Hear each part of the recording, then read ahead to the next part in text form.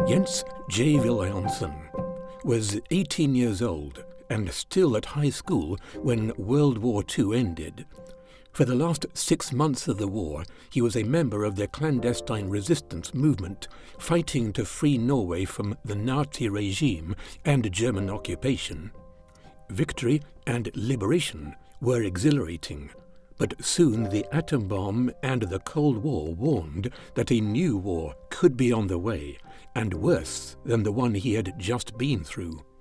While studying history, languages and drama at Oslo University, he met moral rearmament, which became IofC, and the idea that an ordinary person can have a part in making history. In 1948, German leaders who were convinced about IofC's potential invited a group from former enemy nations to come to Germany and help them to, quote, give new hope to our countrymen, end quote. Jens did not trust the Germans, but after an inner struggle, he decided that going to Germany could be his part in ending the bitter legacy of the past. He lived in the Ruhr region, Germany's industrial heartland, from 1948 to 1953, and learned to love and respect the German people. Then, of course, after the war, very soon the Cold War between the West and Russian communism came to the fore, and our Prime Minister, our Socialist Prime Minister, made a very difficult decision to side with NATO.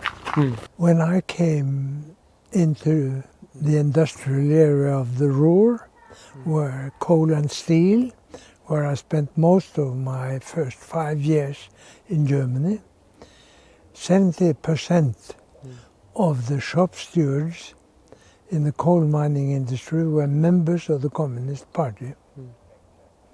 And as we moved, all the hotels were in ruins, so as we moved around from town to town to give an MRA play, we were invited to stay in people's homes.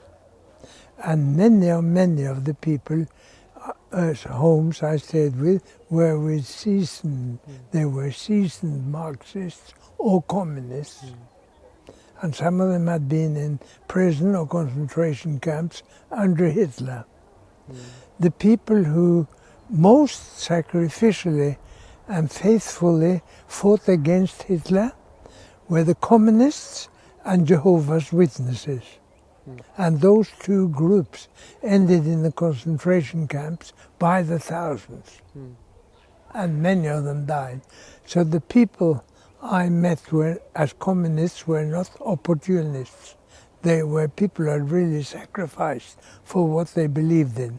Not everybody, but many of them. So meeting with them, I quickly learned that there's no good preaching, telling them what is wrong about communism or what they had given their lives for. The different bases had to be established. And I think one thing which established the basis was that I myself was bitter against Germany.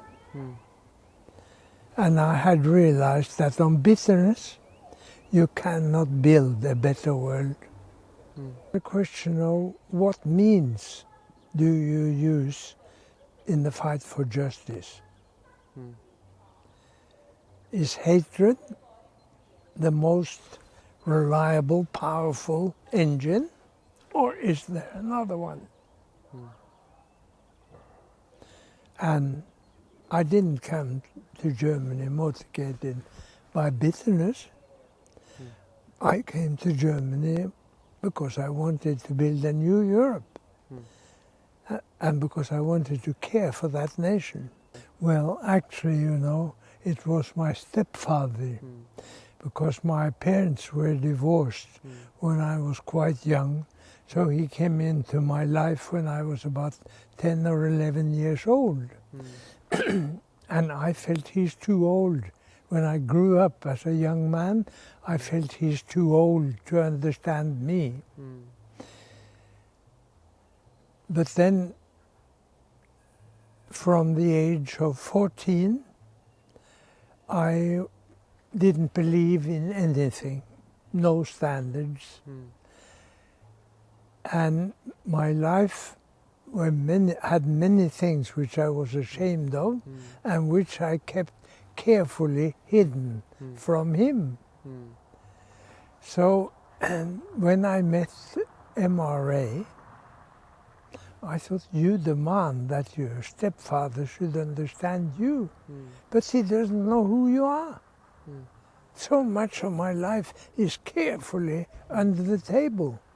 He doesn't know. So if you want him to understand you, you must let him know who you are. And I was no hero, so I hesitated for a whole year. Every week I thought, next week I'm going to talk to him, next week I'm going to talk to him. But I couldn't make myself do it. But then we were swimming, and one day it just spilled out on him. And to my great surprise, his first words were, "Oh, I'm so relieved. I thought it was much worse." And then I realized that every time I had hidden something, he had smelled. Something is not right here. And his imagination had been working.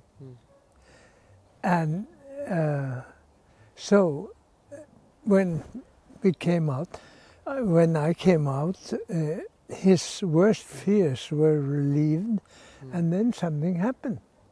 Because about 3 months later, one morning, early while I was in bed, he came up to my room and he said, "You were honest with me, I have something I have to tell you." And in 5 minutes, he told me something which gave me a completely different picture of my stepfather. And I felt, well, he is not sort of a great, good man, and I am a rascal. We're about the same. And then he went and told my mother, and there was a colossal uproar, and mother cried and furious. But then I could see that their relationship actually got rejuvenated, that the honesty did something, brought in some reality between them which had been missing.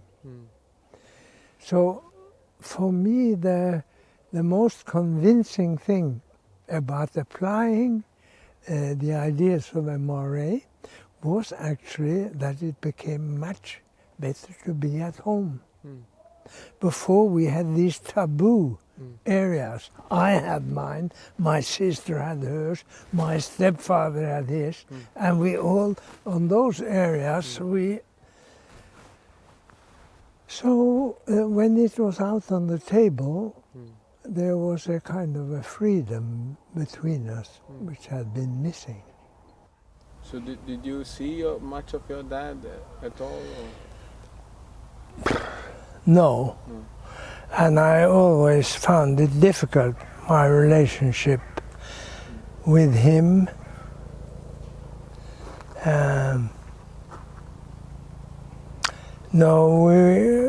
I lived with him while I began to study in Oslo University.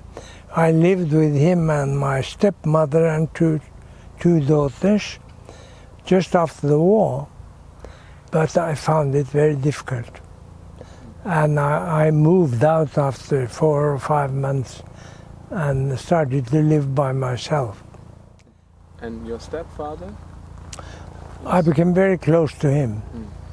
I said in his funeral that he was my best friend in life, and I meant it. We could talk about anything, starting from this honesty from my side and his side. We didn't need to hide anything.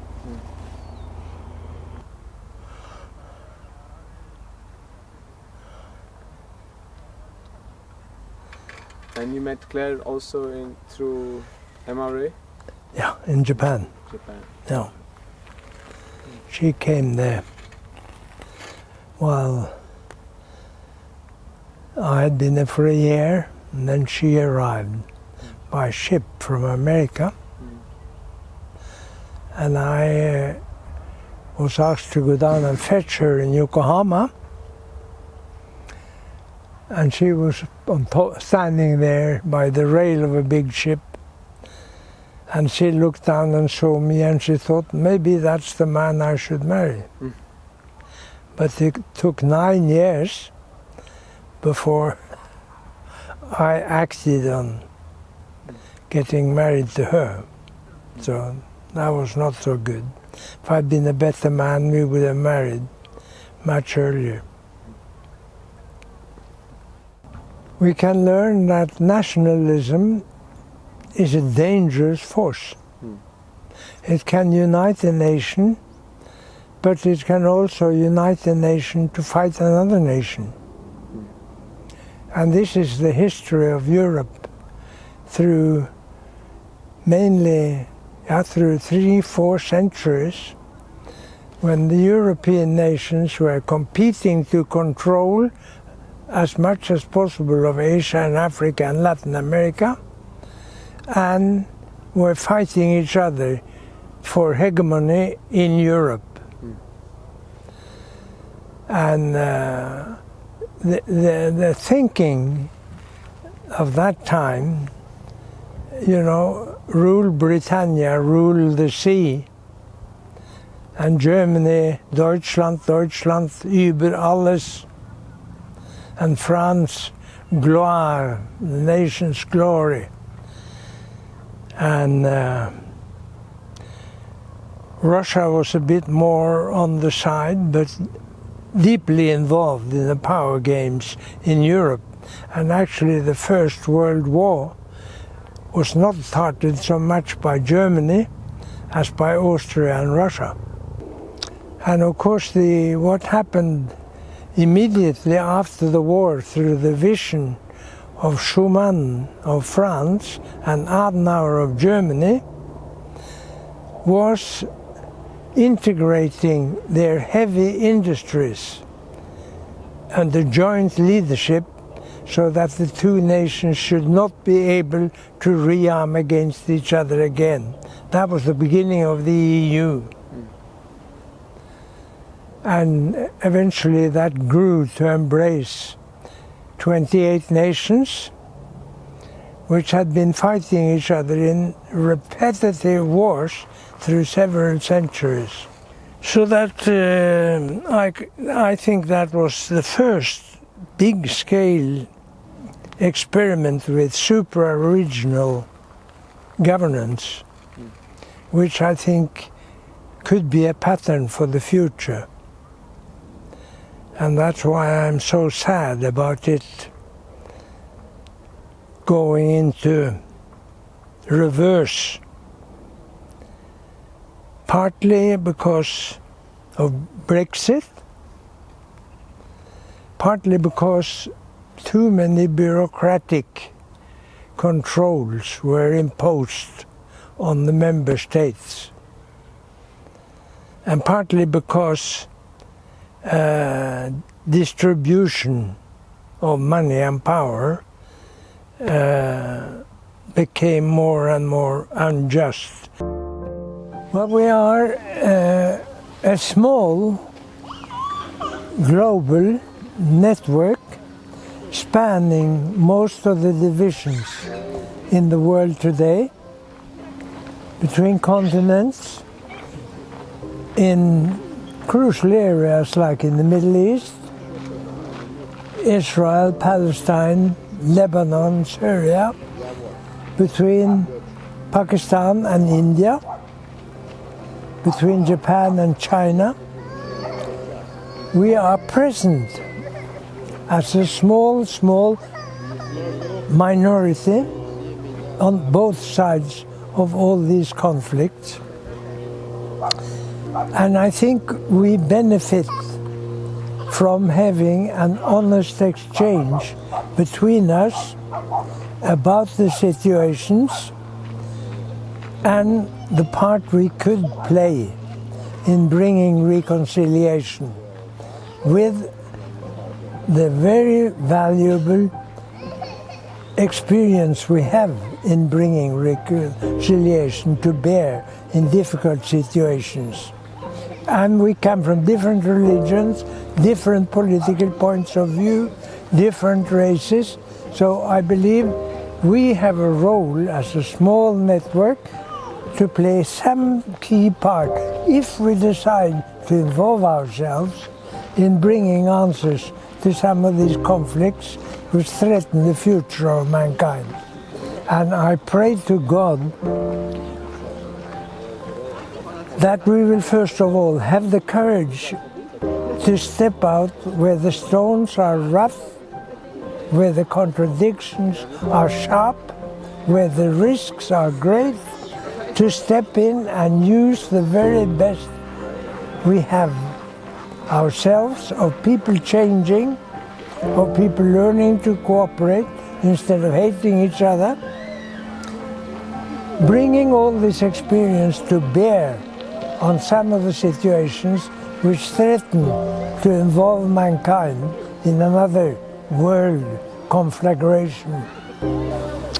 So I think we shouldn't overestimate ourselves, but we should forget ourselves and get into these situations and see how what we stand for can play a part in bringing peace. And it may be, under God, much bigger than we imagine.